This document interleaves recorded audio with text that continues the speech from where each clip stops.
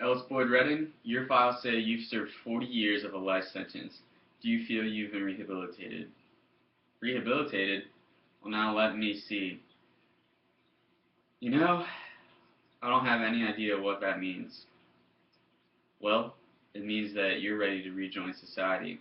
This is a conversation between a 1967 parole employee and Red from Shawshank Redemption, a movie world-renowned as one of the best movies ever made. The goal of the prison system in that time period was to rehabilitate prisoners to re-enter society. That same mission exists today in the Bureau of Prisons. Their mission statement reads, to protect society by confining offenders in the controlled environment of prisons and community-based facilities that are safe, humane, cost-efficient, and appropriately secure, and that provide work and other self-improvement opportunities to assist offenders in becoming law-abiding citizens to re-enter society. Today we're here to talk about recreation and how it can play a role in the re-entering or the rehabilitation of prisoners. There's three main benefits that we're going to talk about today: physical, societal, and emotional. First, physical. Just like you, me, or your child, recreation provides plenty of physical benefits.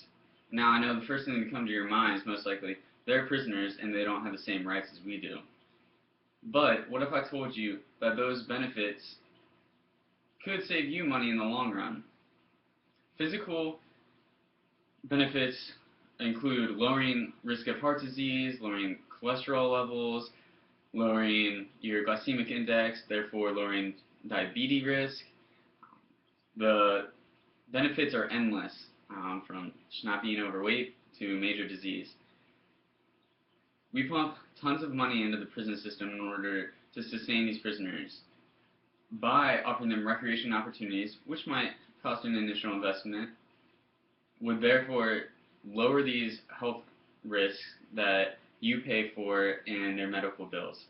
So, recreation can therefore save you money. The second benefit is societal. Just like putting a child in a sports league, it is to build the fundamental foundations of society. Communication, teamwork, learning to be something, being part of something bigger than yourself. Prisoners, when they are taken to prison, they are withdrawn from this. They lose sight of it. It's a microcosm.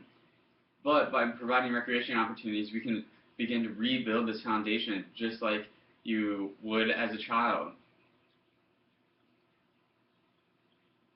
This allows for the prisoners to come out with a solid foundation of how to be part of a team, how to communicate more effectively. Lastly, but not least, emotional. Emotional support is probably the most important thing, because this will determine everything else throughout their lives. Recreation has been proven time and time again, both by studies and probably in your own life, to reduce stress. You're stressed, you go for a run, you work out, and you feel better. The brain releases tons of chemicals, including dopamine while you're working out, which is a pleasure chemical. And if we learn to trigger that through recreation, through working out, that is much better than, say, drugs, sex, whatever it may be in the improper context.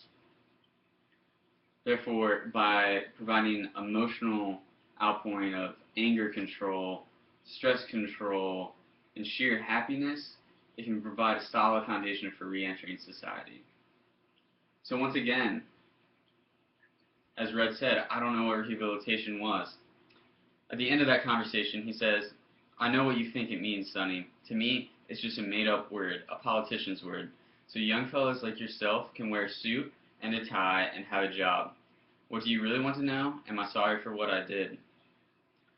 In this quote, Red says, I know what you think it means, so let's actually make it mean something by providing recreation opportunities, provide physical, societal, and emotional benefits that contribute to the mission that was then and that is now to rehabilitate prisoners to rejoin society.